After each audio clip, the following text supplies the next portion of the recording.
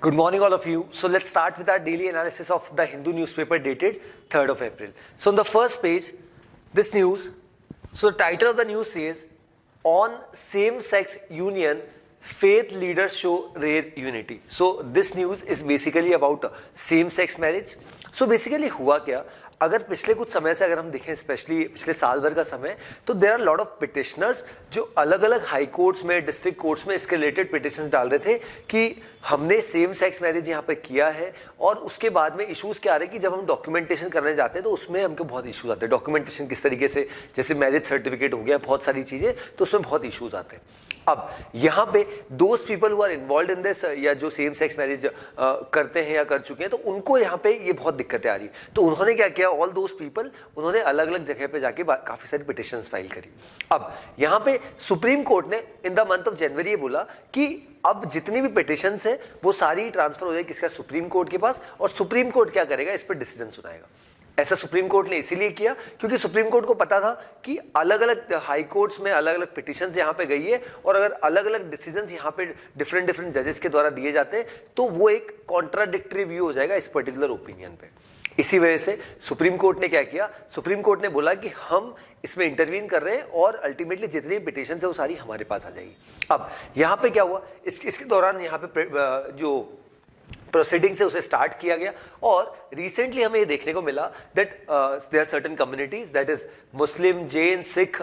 Christian leaders along with certain RSS leaders, they are opposing same sex marriage, क्योंकि उनका ऐसा मानना है कि ये हमारी भारतीय संस्कृति का कभी हिस्सा रहा ही नहीं है, और ये सब चीजें जो है ये गलत है। Same sex marriage according to all these people, all these जो इन रिलीजन से आते हैं और वहाँ उनके जो धर्मगुरु है, उनका यहाँ पर ये मानना है कि ये गलत है और ये हमारे देश में नहीं होना चाहिए। इसी वजह से सुप्रीम कोर्ट को अभी रिसेंटली कुछ ऑर्गेनाइजेशंस की अगर मैं बात करूँ, यहाँ पे उन्होंने जैसे जमियत उलमा ए हिंद, उन्होंने एक एप्लीकेशन भी यहाँ पर सुप्रीम कोर्ट में फाइल करी। फिर कुछ जैन मुनियों के द्वारा भी यहाँ पर इसमें हस्तक्षेप किया गया, उनके द्वारा भी कहा गया है कि ये हमारी संस्कृति का हिस्सा नहीं है। और देयर सर्टेन ऑर्गेनाइजेशंस, उनका भी ऐसा मानना है कि सेम सेक्स मैरिज को हमारे यहाँ पे लीगल नहीं करना चाहिए। अब सुप्रीम कोर्ट ने यहाँ पे बोला कि सुप्रीम कोर्ट जो है इस पूरे मुद्दे को यहाँ पे ध्यान में रख रहा है, और 17 अप्रैल जो है वो यहाँ पे कहीं ना कहीं डेट डिसाइड की गई है जब पूरा इसका सुप्रीम कोर्ट की, क्योंकि आजकल लाइव प्रोसीडिंग्स भी स्टार्ट हो चुकी है, तो लाइव प्रोसीडिंग्स रहेगी और उसमें जो भी यहाँ पे डिसीजन होगा उसको यहाँ पे फर्दर यहाँ पे कैरी ऑन किया जाएगा by the honourable Supreme Court. But a lot of people in the country they are opposing कि even though there certain countries जहाँ पे same sex marriage already legal है, बट हमारे देश में यहाँ पे इसको लीगल नहीं करना चाहिए, ऐसा यहाँ पे इस पूरी न्यूज में बताया गया। इसी वजह से कहा गया that Muslim, Jain, Sikh and Christian leaders along with the RSS are opposing same-sex marriage as the Supreme Court takes up the case। इसलिए मैंने बताया कि अलग अलग जगह यहाँ पर केसेस, पिटिशंस फाइल हो रही थी, and arguing that it contravenes scriptures, societal values and natural order, जो हमारे देश में मेंटेन रहना चाहिए। और अगर ऐसी इस तरीके की चीजें होती है सेम सेक्स मैरिज, तो उसमें ये थोड़ा सा हार्मफुल हो सकता है। इसी वजह से यहाँ पे देयर आर सर्टेन रिलीजन्स, उनका ऐसा मानना है, उनके जो लीडर्स है कि ये गलत हो रहा है। चलिए आगे बढ़ेंगे। अब सिटी पार्ट हम स्किप करेंगे, ठीक है। देन स्टेट पेज,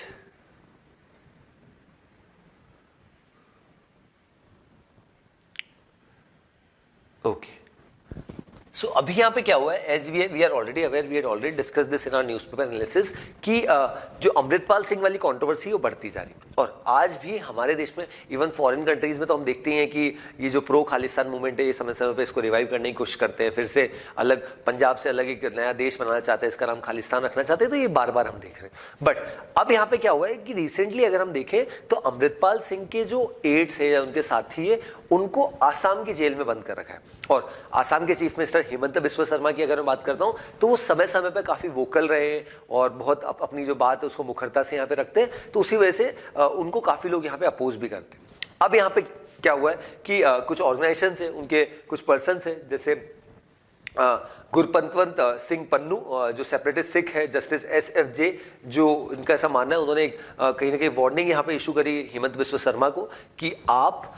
ये जो इशू चल रहा है दैट इज हमारा जो प्रो खालिस्तान, क्योंकि ये जो पर्सन है ये भी प्रो खालिस्तानी है, तो हमारा जो लड़ाई चल रही है वो सेंटर के साथ है, आसाम गवर्नमेंट के साथ नहीं है या हिमंत बिस्वा शर्मा के साथ नहीं है। तो आप ये करिए कि आप हर मुद्दे में अपना हस्तक्षेप मत करिए, ऐसा यहाँ पर सुझाव दिया इन्होंने किसको, हिमंत बिस्वा शर्मा को, और अगर आप करेंगे तो आपके लिए यहाँ पर दिक्कतें हो सकती है, ये उनका मानना है। और अगर हम देखें अमृतपाल सिंह वाली कंट्रोवर्सी, तो जब से ये अजनाला में पूरा केस यहाँ पे हुआ, जिस तरीके से मोर देन 2000 प्रोटेस्टर्स ये यहाँ पे अमृतपाल सिंह यहाँ पे लेके चले गया, और उसके बाद में जिस तरीके से सरकार ने एक्शन लिया, और it's been more than 7 to 8 days, काफ़ी कोशिश की जा रही है, बट अभी तक वो पकड़ में नहीं आ पाया। हमारे यहाँ के कुछ लोग ऐसे हैं जिसको सपोर्ट कर रहे हैं, हो सकता है घर में यहाँ पे कहीं ना कहीं पनाह दे रहे हैं, या इवन 2 व्हीलर पे 4 व्हीलर पे हमने देखा कुछ जगहों पे जहाँ पे देयर सर्टेन पीपल, मैं ये नहीं कह रहा there lot of people, there certain few people, countable number of people, but still those people are helping him. So that's why Indian authorities को, पुलिस अथॉरिटीज को, पंजाब पुलिस को काफ़ी थोड़ी मुश्किल यहाँ पे देखने को मिल रही है, बट वी आर होपिंग कि जल्द से जल्द इसको पकड़ा जाए। और इवन इसके द्वारा जो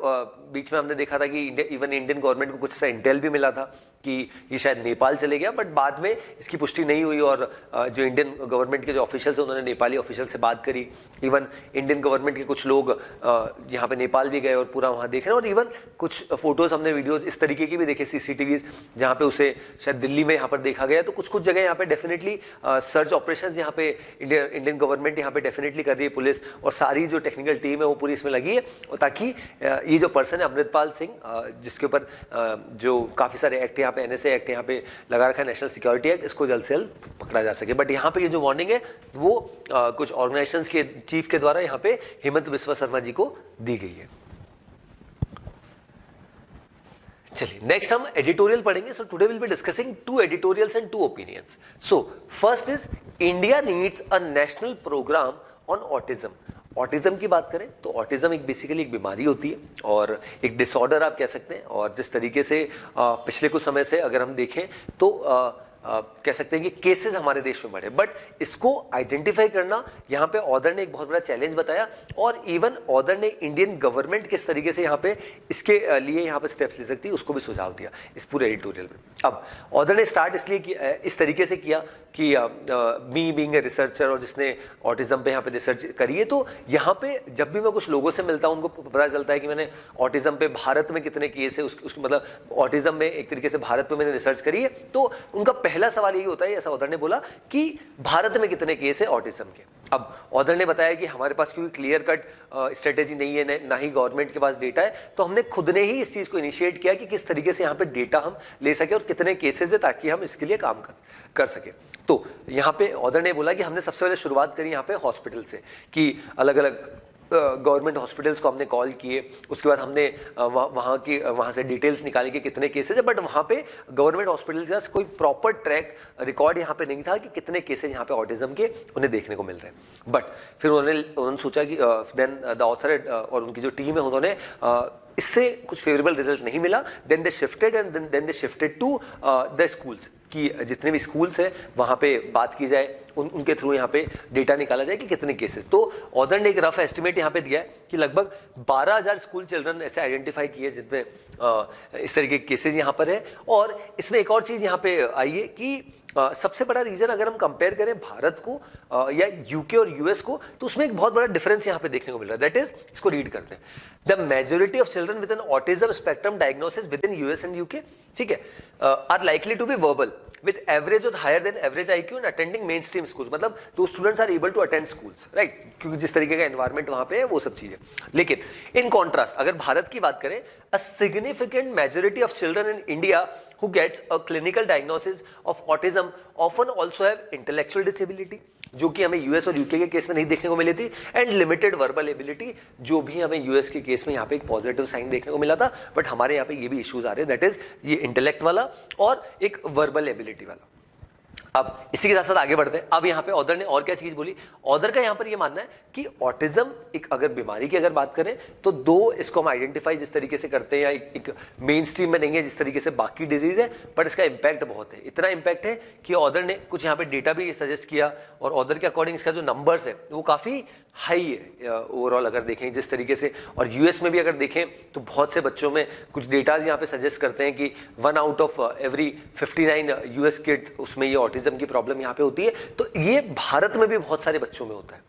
और लोगों में होता है, बट क्या उसको किस तरीके से आइडेंटिफाई करना या किस तरीके से उसके लिए ट्रीटमेंट करना और किस तरीके से उसका पूरा क्योर हो, उसके लिए कोई इफेक्टिव या कह सकते हैं इफेक्टिव पॉलिसी या इम्प्लीमेंटेशन उसका नहीं हो रखा। तो इसी वजह से ऑथर ने इस तरीके से यहाँ पे बताया कि अब हमें क्या करना चाहिए। ऑटिज्म की अगर बात करें, इसको it can be assess behaviourally and behavioural assessment tools, कुछ टूल्स होते हैं ताकि क्वेश्चन आए, कुछ क्वेश्चन सेट्स हो, limited 10 number of question, 15 number of question, उसके थ्रू पूछा जाए कि उसका एक पूरा फ्रेमिंग रहे क्वेश्चन का, फिर उसके बेसिस पे आइडिया लग जाता है कि कोई पर्सन इससे ग्रसित है या नहीं है। देन और interviews professionals are the starting point for all research and clinical work on autism. Yet, most of the widely used autism assessment tools have limited availability in Indian languages. While some of the more widely used tools have been translated and validated locally, recent years have seen a rise in the development of indigenous autism assessment tools. देखिए, अगर हमें ये identify करना है कि कितने cases हमारे यहाँ पे आ रहे हैं, किस तरीके से ऑटिज्म के केसेस बढ़ रहे हैं, तो कुछ इफेक्टिव टूल्स होने चाहिए ताकि हम ये आइडिया लगा सकें, एसेस कर सकें कि वेदर पर्सन इज इन्फेक्टेड या weather person is having this disease और नॉट। तो उसके लिए हमारे पास एक प्रॉपर मैकेनिज्म होना चाहिए, प्रॉपर टूल होना चाहिए। बट ऑथर ने भी बोला कि इन टूल्स की कमी है अभी करंट सिचुएशन में भारत में, बट पिछले कुछ समय से अगर हम देखें जिस तरह केसेस बढ़ रहे हैं तो कुछ इफेक्टिव टूल्स भी यहाँ पे सरकार के द्वारा लाने की कोशिश की गई है, ऐसा भी यहाँ पे ऑथर ने बोला। देन डिमांड एंड सप्लाई की यहाँ पे ऑथर ने क्यों बात करी? डिमांड एंड सप्लाई की बात इसलिए करी, रीजन बीइंग कि हमारे देश में ऑलरेडी अगर हम देखें कि नंबर ऑफ डॉक्टर्स जो है with respect to number of patients, तो उसका रेशियो बहुत ज्यादा है in comparison to develop countries. तो ऑथर ने यहाँ पर ये भी बोला कि हमारे यहाँ पे जितने भी साइकाइट्रिस्ट हैं या जितने भी दूसरे डॉक्टर्स हैं, उनमें उनकी भी ओवरऑल डिमांड सप्लाई यहाँ पे बात की गई। डिमांड दैट मीन्स जितने नंबर ऑफ केसेज यहाँ पे बढ़ रहे हैं, और supply in terms of doctors जो उसका मेडिकेशन या क्योर यहाँ पे करते हैं, उनका नंबर कितना है। तो उनकी तादाद में जो डिफरेंस है वो बहुत ज्यादा है। वो डिफरेंस जब ज्यादा हो जाता है तब आइडेंटिफाई करना किसी प्रॉब्लम को वो मुश्किल हो जाता है। इसी वजह से ऑथर ने डिमांड एंड सप्लाई की बात करी कि even according to latest estimates, India has less than 10,000 psychiatrist,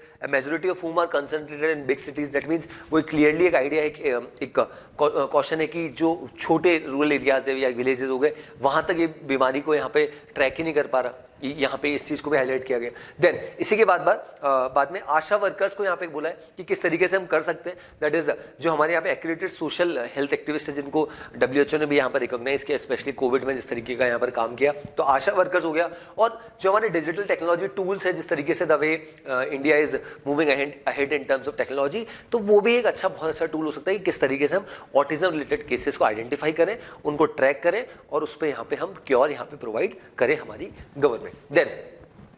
उसके बाद need for an all India programme. That is author ने बोला कि दिस इशू, ये जो पूरा इशू है भारत देश की बात करें तो सभी जगह, it is not only concentrated in certain cities. So ऐसे में हमें क्या करना चाहिए कि सभी जगह कुछ ऐसा वाइड स्प्रेड प्रोग्राम यहाँ पे चलाया जाए जिसकी वजह से लोगों में एक अवेयरनेस आए। एंड सेकेंड थिंग, अवेयरनेस के साथ साथ जो इससे रिलेटेड क्योर किया जा सकता है, किस तरीके से इसको ट्रीट किया जा सकता है, ट्रीटमेंट हो सकता है, उसको भी यहाँ पे एक प्रॉपर पॉलिसी मैकेनिज्म यहाँ पे बनाने की आवश्यकता है। सो फाइनली यहाँ पर ऑथर ने क्या बोला है that large scale initiatives to build public awareness can serve to reduce stigma associated with autism and related conditions. Crucially, a national program needs to be informed by consultation with different stakeholders with a primary focus on end users within the Indian autism community. Basically, लोगों को aware करना, लोगों को जागरूक करना, तभी जाके इसके रिलेटेड काम यहाँ पे हो सकेगा, ऐसा ऑथर का यहाँ पे सजेशन है।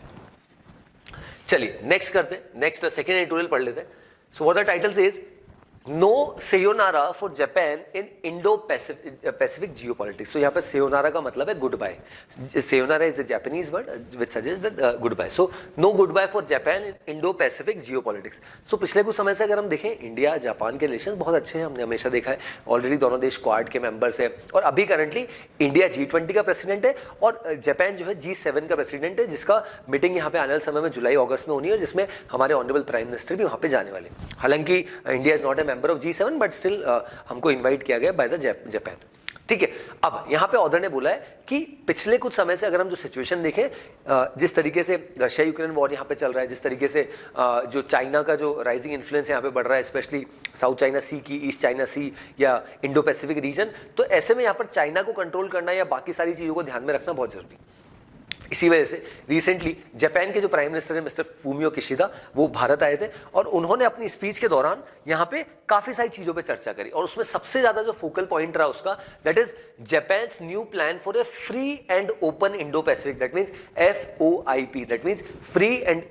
ओपन इंडो पैसिफिक की यहाँ पे बात की। And exchange views about deepening the Japan India special strategic and global partnership, ये हमने हमेशा से देखा है, जापान जिस तरीके से हमारा पार्टनर रहा है। अब यहाँ पे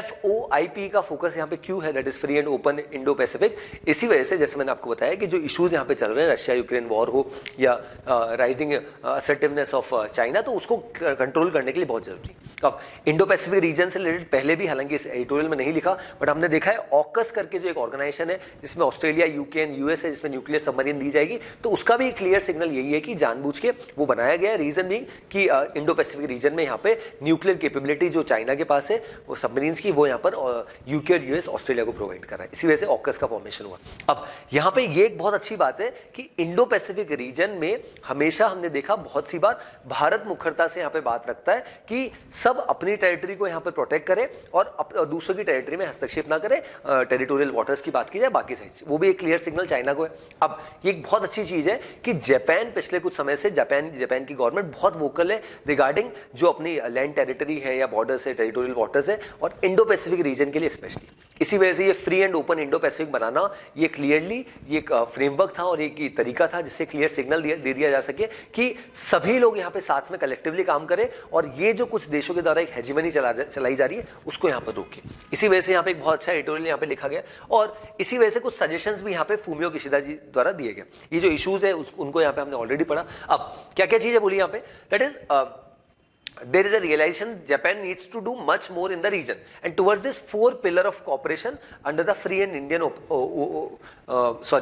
open Indo-Pacific have been outlined. First, principles for peace and rules for prosperity. Second, addressing challenges in Indo-Pacific. Third, multi-layered connectivity and extending efforts for security and safe use of sea to the air. That means यहाँ पे collective efforts यहाँ पे सभी के द्वारा चाहिए, तभी जाके इस पे काम हो सकेगा। ऐसा यहाँ पे फूमियो किशिदा जी का जो स्टेटमेंट था, जो पूरा एड्रेस था, उसमें उन्होंने हाईलाइट किया। अब यहाँ पे अलग अलग पिलर्स की बात करें, उनको भी यहाँ पे बताया किस तरीके से G20 एक अच्छा प्लेटफॉर्म हो सकता है, किस तरीके से ग्लोबल साइबर सिक्योरिटी वाले जो इशूज चल रहे हैं या ग्लोबल हेल्थ अपने आप में एक बहुत बड़ा इशू है, क्लाइमेट चेंज अपने आप में बहुत बड़ा इशू है, उसको किस तरीके से कैटर किया जाए। देन जो south east Asia, south Asia, south Pacific island countries, उनके साथ उनके बीच में जो रिलेशन है उनको यहाँ पे जो कह सकते हैं कि फूमियो किशिदा जी ने हाईलाइट किया। इसी के साथ साथ जापान ने $100 बिलियन का एक कमिटमेंट भी किया है टू जापान और आसियान जो association of south east Asian Nations है, राइट, उसमें 10 मेंबर कंट्रीज है, उसमें भी एक इंटीग्रेशन फंड यहाँ पे बनाया। और लास्ट में Japan will help in strengthening the capabilities of maritime law enforcement agencies in other countries, उसको भी यहाँ पे हाईलाइट किया गया। अब यहाँ पे अगर इस पूरा एटोल का क्रक्स यहाँ पर देखें तो FOIP के through, free and open Indo Pacific के जरिए, यहाँ पे जापान ने क्लियरली यहाँ पर ये बता दिया है कि इंडो पैसिफिक रीजन में यहाँ पे हमारा जो रोल है उसको हाईलाइट यहाँ पे कर दिया है। और ये क्लियरली बहुत बड़ा बोल्ड स्टेटमेंट था, क्योंकि जो मैं आपको बार बार बता रहा हूं कि चाइना जिस तरीके से यहाँ पे बढ़ रहा है, तो ऐसे में चाइना को रोकने के लिए काफी सारे देशों को यहाँ पर साथ में आना पड़ेगा। और ऐसे में जिस तरीके से the way things have changed and the way this statement have been made by the honourable prime minister of Japan, that is Fumio Kishida, वो एक बहुत क्लियर कट स्टेटमेंट है और उससे दूसरे देशों को भी कहीं ना कहीं स्ट्रेंथनिंग मिलेगी कि हाँ, बिग नेशन लाइक जापान वो यहाँ पे आया है और वो कहीं ना कहीं अपनी बात यहाँ पे मुखरता से रख रहा है अगेंस्ट इंडो पैसिफिक और फॉर इंडो पैसिफिक रीजन। ठीक है, चलिए नेक्स्ट आ जाते हैं। फर्स्ट ओपिनियन पढ़ेंगे। First opinion, beyond customs government must find innovative solutions to help people with rare disease. So recently हमने देखा कि जितनी भी हमारे देश में रेयर डिजीज है उसके ऊपर कस्टम ड्यूटी यहाँ पर इंपोर्ट करने में 10% लगती थी, और इसमें कैंसर रिलेटेड कुछ मेडिसिन हो गई, इसमें जो एसेंशियल फूड, रेयर डिजीज वाला फूड जो है या मेडिकेशन जो है वो आप इंपोर्ट करते थे, तो उस पर 10% का कस्टम लगता था। अब रिसेंटली एक नोटिफिकेशन आया यूनियन गवर्नमेंट का और उनका ऐसा मानना है कि अब ये जो 10% का जो टैक्स कस्टम्स हम लेते थे इसको बंद कर दिया गया। ये एक बहुत अच्छा स्टेप है, बट ऑदर ने यहाँ पर ये बोला कि भले ये चीजें, क्योंकि जो इश्यूज है, बहुत सारी जो वैक्सीन है जो हमें आज भी बहुत ज्यादा इंपोर्ट करनी पड़ती है, तो वो एक लॉन्ग टर्म वायबल सोल्यूशन नहीं है। लॉन्ग टर्म वायबल सोल्यूशन क्या हो सकता है कि आप एक प्रॉपर रोबस्ट मैकेनिज्म यहाँ पर बनाओ और जहां जहां पे रेयर डिजीजेस है और उनसे रिलेटेड जो ट्रीटमेंट क्योर हो सकता है उसके लिए आप जो भी मेडिकेशन, क्योर, वैक्सीनेशन है वो आप आपके अपने देश में, दैट इज भारत में ही बनाने की यहाँ पर कोशिश करें, वो बहुत जरूरी। अदरवाइज प्रॉब्लम क्या है यहाँ पे, एनपीआरडी की अगर मैं बात करूँ, इसको भी यहाँ पर national policy for rare disease जो ऑलरेडी यहाँ पर है, और उसमें यहाँ पे ऑर्डर का ऐसा मानना है कि हमें यहाँ पर रादर देन कि आपने क्या किया, आपने जो रेयर डिजीज पे जो इतना सारा कस्टम्स आप लेते थे उसको हटा दिया, वो एक अच्छी बात है, बट यहाँ पे और ज्यादा काम करने की आवश्यकता है, ऐसा ऑर्डर ने बताया। अब यहाँ पे इसको रीड करते हैं, that is the sheer number of diseases estimated between 7,000 to 8,450 of them have been reported from hospital in India, and यहाँ rare disease की बात हो रही है, and the number of people with some form of rare disease in India an estimated 100 million, ठीक है, make it a problem that cannot be ignored. When the NPRD was released, it underlined the magnitude and specified that demands could only be considered in the context of the available scarce resources that would have to be used judiciously. While striking a note for the goal of affordable healthcare, the government must ensure that its directions are followed in full, besides staying the course to innovate solutions for this category of patients. That means जो आपको आपने एक vision देख लिया कि हाँ चलो ठीक है, अब जो लोग इंपोर्ट करते हैं उस पर बंद करें, बट आपको इसमें लॉन्ग टर्म सोल्यूशन यहाँ पर कहीं ना कहीं निकालना चाहिए। This is a temporary solution, temporary waiver to all those people who are importing medicine from different countries, but अब हमारे देश में भी इससे रिलेटेड प्रॉपर मैकेनिज्म पॉलिसी होनी चाहिए ताकि आने वाले समय में इसके लिए बहुत ईज हो सके those people who are suffering from rare disease, और उनका जो क्वांटम है, उनका जो क्वांटिटी है, दैट मीन्स नंबर अगर बात करें 100 मिलियन, ये एक बहुत बड़ा नंबर यहाँ पे हो जाता है। तो इसी वजह से यहाँ पे लगभग 10 करोड़ लोग ऐसे जो इससे यहाँ पे ग्रसित है, that is from rare disease, ऐसा यहाँ पे ऑथर ने बताया। Then, long on intent, the aspiration of the new foreign trade policy seems ambitious. So recently हमने देखा था हमारे जो यूनियन मिनिस्टर है पीयूष गोयल जी, उन्होंने जो है नई फॉरेन ट्रेड पॉलिसी यहाँ पर लॉन्च करी, और जिस तरीके से उसमें हमने काफ़ी टारगेट्स रखे, जिस तरीके से हमारा जो एक्सपोर्ट्स का जो ओवरऑल हमने एम्बिशियस टारगेट्स यहाँ पे गुड सर्विसेज का रखा, जो $760 मिलियन यहाँ पे हुआ करता था उसको और बढ़ा के यहाँ पे हमने कर दिया। तो ये एक बहुत अच्छी बात यहाँ पे ऑर्डर ने करी थी कि उसको $760 बिलियन से $2 ट्रिलियन का हमें टोटल एक्सपोर्ट का हमने टारगेट रखा है बाय द ईयर 2030। और भी काफी सारी चेंजेस है, कुछ वेवर्स यहाँ पे दिए गए, कुछ जो 5 स्टार कैटेगरी की जो लिमिट है, जो अपर लिमिट थे उसको कम कर दिया गया, कुछ रिलैक्सेशन जो इंपोर्ट में अगर हम करते थे या किसी को पार्सल यहाँ पे बेचते थे तो 5 लाख तक का ही कर पाते थे, उसको भी 10 लाख किया। तो काफी सारी चीजें यहाँ पे की है, बट यहाँ पे ऑर्डर ने बोला कि ऑन पेपर ये काफी अच्छी लग रही, बट इसको यहाँ पे इंप्लीमेंट करना that is going to be quite crucial, that is going to be big task for the Indian government कि किस तरीके से वो अपना जो एम्बिशियस टारगेट है उसको यहाँ पे अचीव कर पाती है। ऐसे में यहाँ पर बहुत सारे WTO रेगुलेशंस की यहाँ पे बात करी और कुछ ऑर्गेनाइजेशंस का भी यहाँ पे बताया, और जिस तरीके से EPCG जो एक्सपोर्ट प्रमोशन जो यहाँ पे है कैपिटल गुड्स, उसको यहाँ पे हाईलाइट किया। और ऑर्डर के अकॉर्डिंग ये जो पॉलिसी है ये बहुत अच्छी पॉलिसी यहाँ पर लेके आया है और उसको जिस तरीके से यहाँ पे इंप्लीमेंट किया, but the major problem is about implementation, किस तरीके से हम इसको इंप्लीमेंट कर पाएंगे और किस तरीके से हमारे देश में ऑलरेडी इससे रिलेटेड एक्सपोर्ट रिलेटेड जो पॉलिसीज चल रही है उसको किस तरीके से हम यहाँ पे इंप्लीमेंट कर पाएंगे, वो हमारे लिए बहुत बड़ा चैलेंज रहेगा। और अगर वो हम कर पाएंगे तो जो हमने एम्बिशियस टारगेट यहाँ पे सेट किया वो हमारे लिए बहुत ज्यादा फेवरेबल होगा, ऐसा यहाँ पे ऑथर ने सजेस्ट किया है।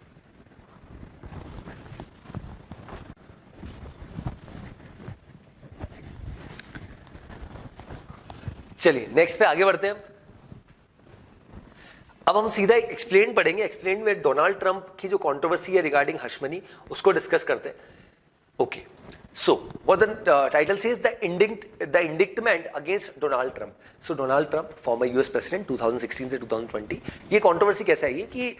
यूएस में एक जो पब्लिक प्रोसिक्यूटर है उन्होंने यहाँ पर यूएस में जो ग्रैंड जूरी होती है मैनहट्टन में जो है, और जिसमें 16 से 23 लोग होते हैं और 12 लोग अगर किसी चीज़ पे एक्शन दे देते हैं तो उसके खिलाफ पूरी प्रोसीडिंग्स यहाँ पर होती है। अब ये जो इशू है ये स्टार्ट यहाँ पे हो चुका है, और बेसिकली हुआ क्या, वो जो पब्लिक प्रोसिक्यूटर है उन्होंने एक नोटिस यहाँ पे दिया कि डोनाल्ड ट्रंप जी ने जो 2016 का जो इलेक्शन था उसमें यहाँ पे जो ओवरऑल अपने डॉक्यूमेंटेशन बताया उसमें कुछ गलती है। हालांकि ये जो पूरा क्या क्या चार्जेस उन पे लगे, चार्जेस डेफिनेटली यहाँ पर लेवी कर दिए गए, बट क्या क्या चार्जेस है वो अभी भी सील्ड एनवलप में यहाँ पर बंद रखे। अब ये इशू क्या है कि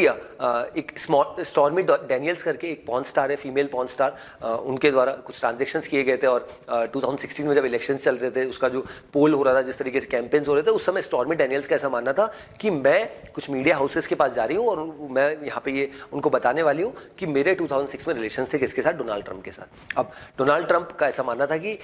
उस समय कि अगर ऐसा होता तो शायद मेरी इमेज पे डेंट पड़ता और ये इससे इलेक्शंस पे प्रभाव पड़ सकता था। तो इस वजह से इशू यहाँ पर क्या आया कि हश मनी एक ऐसा पेमेंट यहाँ पे किया गया जिसका अमाउंट जो बताया जा रहा है लगभग $130,000 यहाँ पे बताया जा रहा है, वो यहाँ पे स्टॉर्मी डैनियल्स को पे किया गया, बट जब डॉक्यूमेंट्स यहाँ पे बाहर आए तो ऐसा बताया गया कि वो जो $1,30,000 का जो पेमेंट है वो स्टॉर्मी डैनियल्स को डायरेक्टली नहीं पे किया गया, रादर एक लीगल फीस जो माइकल कोहेन है, दैट इज जो लॉयर है डोनाल्ड ट्रंप के, उनको पे किया गया, बाद में उन्होंने उनको किया। तो ये बेसिकली रूट कराया गया। अब यहाँ पे ये अमेरिका के 200 साल के इतिहास में सबसे बड़ा, अगर हम देखें, पहली बार ऐसा कुछ हो रहा है कि कोई प्रेसिडेंट जो है या फॉर्मर प्रेसिडेंट, उनके ऊपर किस तरीके की क्रिमिनल प्रोसीडिंग्स यहाँ पे लग रही है, और अब ये इशू जो है बहुत बढ़ता जा रहा है। And as you can see that there lot of people who are protesting, even ये ट्रम्प टावर न्यूयॉर्क की बात है जहाँ पे अरेस्ट ट्रम्प करके काफी प्लेकार्ड्स, काफी सारे स्लोगन्स यहाँ पे रेस किए जा रहे हैं। लोगों का ऐसा मानना है कि डोनाल्ड ट्रम्प को जल्द से जल्द यहाँ पे अरेस्ट किया जाए। अब यहाँ पे डोनाल्ड ट्रम्प का क्या मानना है कि बेसिकली उनका ऐसा मानना है कि नेक्स्ट ईयर इलेक्शंस आने वाले 2024 में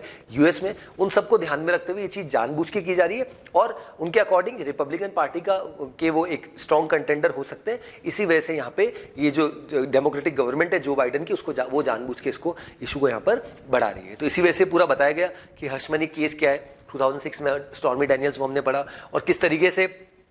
केस कितना स्ट्रांग है। केस इतना स्ट्रांग है कि एक तरीके से डायरेक्टली ग्रैंड जूरी ने इसके लिए सहमति दे दी कि इसके लिए जो पूरी जांच प्रक्रिया है जो स्टार्ट की जाए। और what are the other options that prosecutors could follow, किस तरीके से दूसरे कुछ ऑर्गेनाइजेशन से या किस तरीके से उस पैसे को रूट किया जाए, उसको भी यहाँ पे ऑथर ने हाईलाइट किया। बट इस पर्टिकुलर न्यूज में बताया, बट जो the way things are going, the way things are happening for Donald Trump, the road ahead for Trump is not going to be easy. Reason being there are certain other contenders for the presidential post as well from the Republican party itself. And अब Donald Trump की स्थिति यहाँ पर ऐसी हो रही कि शायद वो जेल तो ना चले जाए, और रिपब्लिकन पार्टी भी ऐसा नहीं चाहेगी कोई ऐसा पर्सन जिसके ऊपर कुछ क्रिमिनल चार्जेस हैं या कुछ दूसरे इश्यूज हैं, उनको अपना 2024 में इलेक्शंस का यहाँ पर कैंडिडेट बनाए प्रेसिडेंशियल इलेक्शन का। बट ये इवन पॉसिबल है यूएस में, अगर कोई पर्सन जेल में भी है तो भी वहां से बैठे बैठे भी चुनाव लड़ सकता है in US.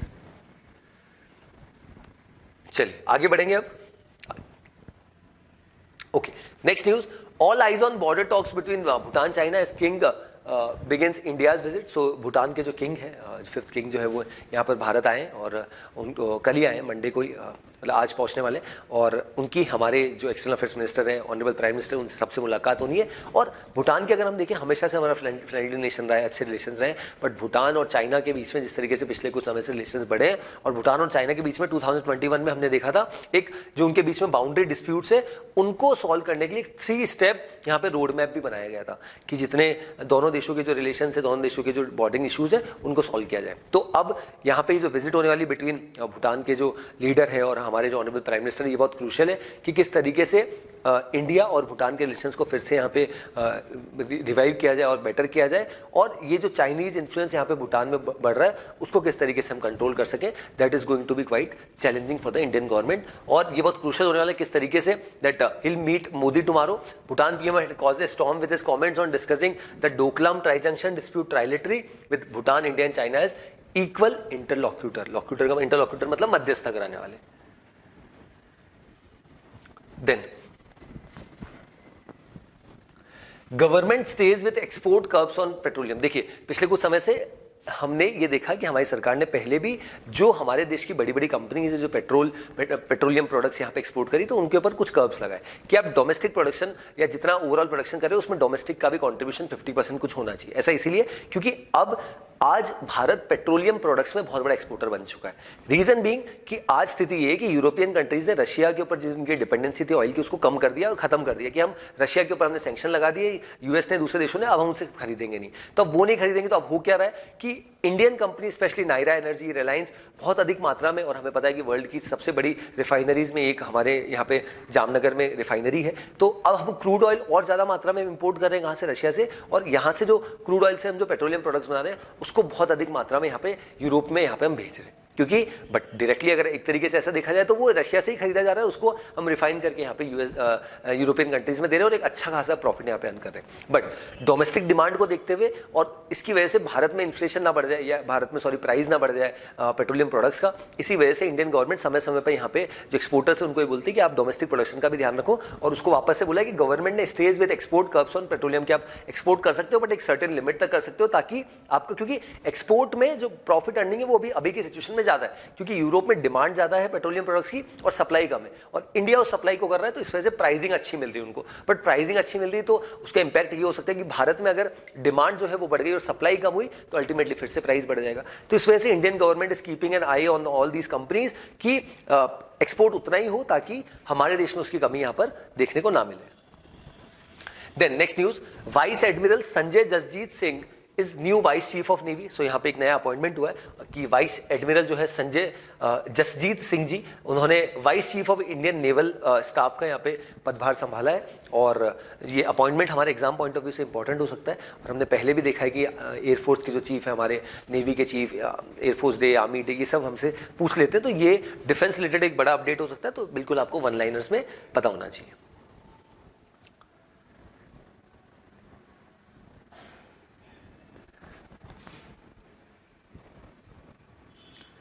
Okay, next. And the last news, that is India wants to become a $1 trillion tourism economy by the year 2047, says जी किशन रेड्डी। सो जी किशन रेड्डी जी जो हमारे यूनियन टूरिज्म मिनिस्टर है, उनका ऐसा मानना है कि इंडिया 2047 तक $1 ट्रिलियन इकोनॉमी यहाँ पर बन जाएगा in terms of tourism sector. Tourism sector की अगर हम बात करें, specially under the prime ministership of Shri Narendra Modi ji, उनका एक बहुत बड़ा विजन रहा है कि रिगार्डिंग टूरिज्म सेक्टर किस तरीके से टूरिज्म को रिवाइव करे, टूरिज्म, क्योंकि स्पेशली पिछले कुछ सालों से कोविड की वजह से टूरिज्म सेक्टर में एक बहुत बड़ी गिरावट यहाँ पे देखने को मिली थी, और इससे रिलेटेड जो इस इंडस्ट्री से रिलेटेड जो सेक्टर्स है या कंपनीज है, उनमें भी उनके जो ओवरऑल प्रॉफिटेबिलिटी, उनका जो ओवरऑल फंक्शनिंग है, उसमें काफी इश्यूज देखने को मिले थे। But as things are getting normal day by day, अब यहाँ पे ये जो टूरिज्म सेक्टर है या इंडस्ट्री है, ये फिर से अच्छी बढ़ने लगी, एक अच्छी पेस पे और काफी अच्छी स्थिति में। तो इसी वजह से यहाँ पे जो हमारे यूनियन मिनिस्टर है ऑफ टूरिज्म, दैट इज जी किशन रेड्डी जी, उनका ऐसा मानना है कि G20 की जो टूरिज्म वर्किंग ग्रुप की मीटिंग यहाँ पर सिलीगुड़ी आसाम में हुई, तो उसमें यहाँ पर उनका ऐसा मानना है कि अब हमें यहाँ पे टूरिज्म सेक्टर का जो हमने आइडिया रखा है, जो फोकस रखा है कि हमें $1 ट्रिलियन तक यहाँ पे पहुँचना है। ऐसे में अगर हम देखें, हमारे भारत देश में बहुत सारी स्कीम्स यहाँ पर चल रही है टूरिज्म सेक्टर को प्रमोट करने के लिए। रिसेंटली हमने देखा था वर्ल्ड की सबसे बड़ी क्रूज शिप गंगा विलास, वो जिस तरीके से स्टार्ट हुई थी वाराणसी इन उत्तर प्रदेश से, डिब्रूगढ़ इन आसाम, और लगभग 5 स्टेट्स इंक्लूडिंग बांग्लादेश पे यहाँ पे वो जाएगी। और जिस तरीके से नई नई ट्रेन यहाँ पे चल रही है, नए नए statue of unity, road, railways, infrastructure, बहुत सारी चीजें हमारे देश में हो रही है। तो वो एक अल्टीमेटली क्लियर सिग्नल है कि India is eyeing for a top tourism destination